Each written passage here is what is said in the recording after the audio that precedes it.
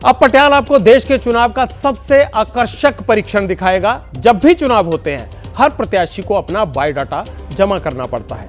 इसमें परिवार से लेकर प्रॉपर्टी तक सबका हिसाब देना पड़ता है। पटियाल यही प्रॉपर्टी वाले कागजात देख रहा था तो उसकी नजर नेताओं की उधारी वाले खाते पर गई। मैं चौंक गया, ओए ये नेते इतना उधार लेते हैं, वो भी इतना मोटा मोटा। उससे ज्यादा हैरान करने वाली बात यह थी कि उनकी संपत्तियां करोड़ों अरबों में है, फिर भी उधार मांग रखा है। करोड़ों के कर्जदार हैं ये। मेरे इस परीक्षण के 4 बड़े किरदार हैं। पहली है वाईएस शर्मिला रेड्डी। शर्मिला आंध्र प्रदेश की कडप्पा सीट से कांग्रेस की कैंडिडेट है। शर्मिला आंध्र प्रदेश के सीएम वाईएस जगन मोहन रेड्डी की बहन है। दोनों में राजनीतिक दुश्मनी है लेकिन उधार में दोस्ती है। शर्मिला ने अपने भाई जगन से करीब 83 करोड़ रुपए का उधार ले रखा है। विचित्र यह भी है कि शर्मिला ने चुनावी हल्फनामे में अपनी संपत्ति 182 करोड़ डिक्लेयर की है।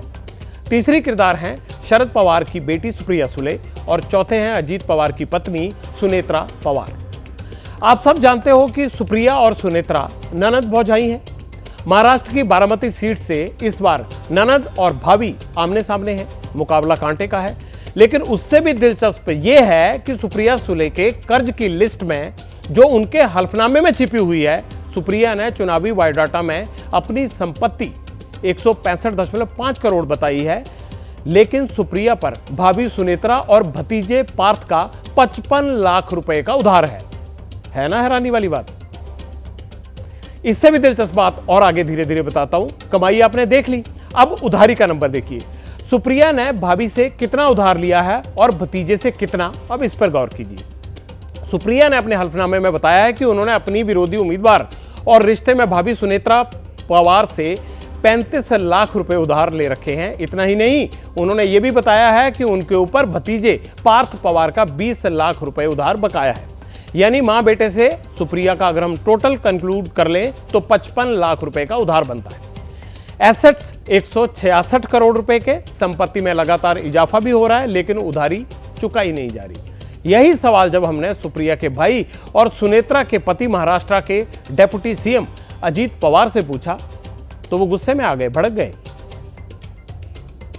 हे तुम्ही ना इतके वेडे आहात ना, जे काही खरं असतं ते ॲफिडेव्हिट मध्ये दिलेलं असतं। तुम्हाला काय त्रास होतो? तुम्हाला काही त्रास आहे का? तुम्ही ह्याच्याबद्दल काय प्रश्न विचारता? ज्याचं त्याचं तुम्हाला तो काही सगळ्या गावाला सांगण्याचं काम नाहीये।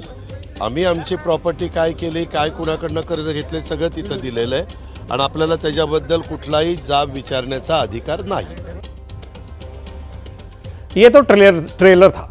पटियाल के पास प्रत्याशियों की उधारी की पूरी लिस्ट है। लिस्ट दिखाऊंगा उससे पहले मैं कुछ सवाल आपके साथ डिस्कस करना चाहता हूं ताकि प्रत्याशियों के उधारी कांड की पिक्चर क्लियर रहे।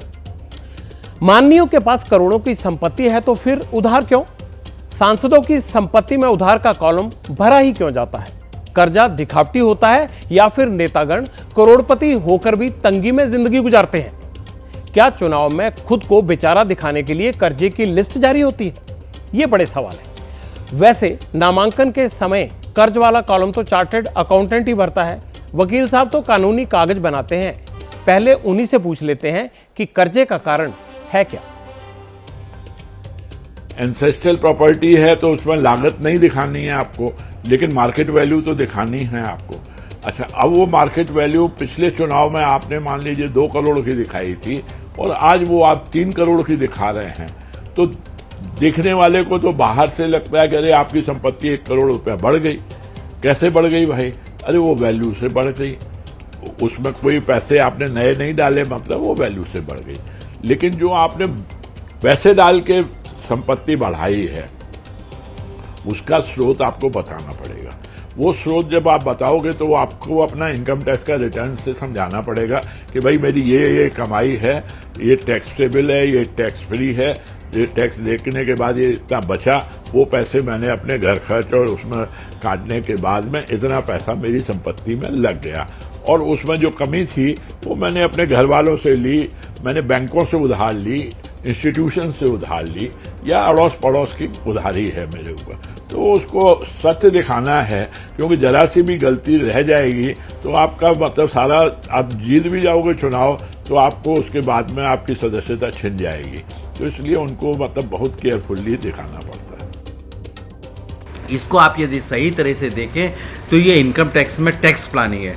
यदि आप खाली मार्जिन मनी देकर सरकार से लोन लेते हैं, आप बैंकों से लोन लेते हैं, तो उसका जो आप वापस करते हैं और उस पर जो आप इंटरेस्ट पे करते हैं वो सब आपको अपनी टैक्स प्लानिंग में काम आता है। उस हिसाब से आपकी जो इनकम है वो कम हो जाती है, उसका आपको बेनिफिट मिलता है। आपको टैक्स प्लानिंग में बेनिफिट मिलता है, लेकिन इलेक्शन में जहाँ पे एज ए कैंडिडेट लड़ रहे हैं वहाँ पे आपको उसका कोई बेनिफिट नहीं मिलता है, ऐसा मेरा मानना है।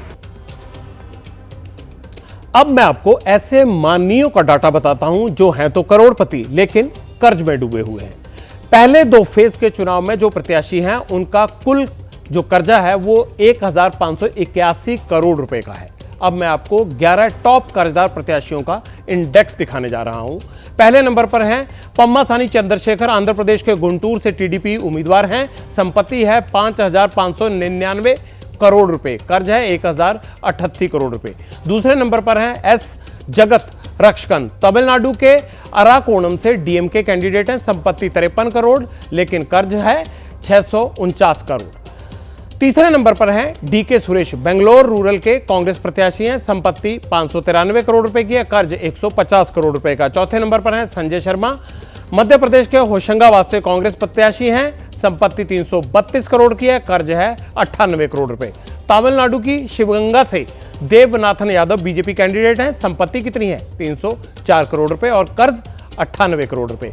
कर्नाटक के पूर्व सीएम एच.डी. कुमार स्वामी जेडीएस के टिकट पर मांड्या से चुनाव लड़ रहे हैं। संपत्ति 217 करोड़ रुपए की है और कर्ज कितना है? 82 करोड़ रुपए का। प्रतिभा सुरेश महाराष्ट्र के चंद्रपुर से कांग्रेस कैंडिडेट हैं। संपत्ति 80 करोड़ की है और कर्ज कितना है? 55 करोड़ रुपए का। रक्षा रमैया कर्नाटक के चिकबल्लापुर से कांग्रेस के उम्मीदवार हैं। संपत्ति 169 करोड़ रुपए की है और कर्ज कितना है? 53 करोड़ रुपए। तमिलनाडु के वेल्लोर से डीएमके कैंडिडेट काथिर आनंद की संपत्ति 88 करोड़ रुपए की है और कर्जा कितना है?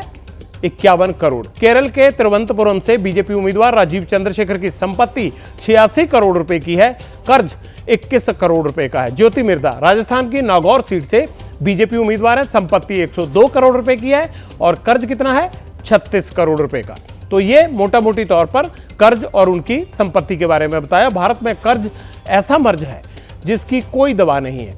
एक सर्वे के मुताबिक 67% भारतीय कभी न कभी पर्सनल लोन जरूर लेता है। वैसे हम सबके पास भी कभी न कभी बैंक से कर्ज के लिए फोन आ ही जाता है।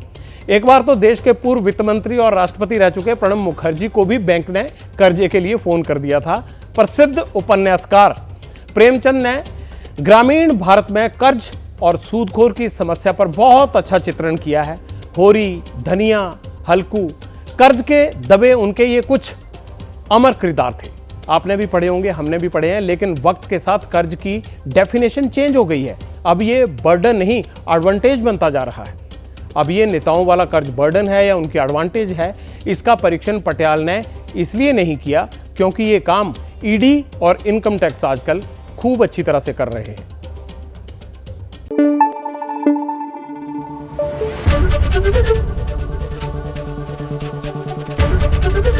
एबीपी न्यूज आपको रखे आगे।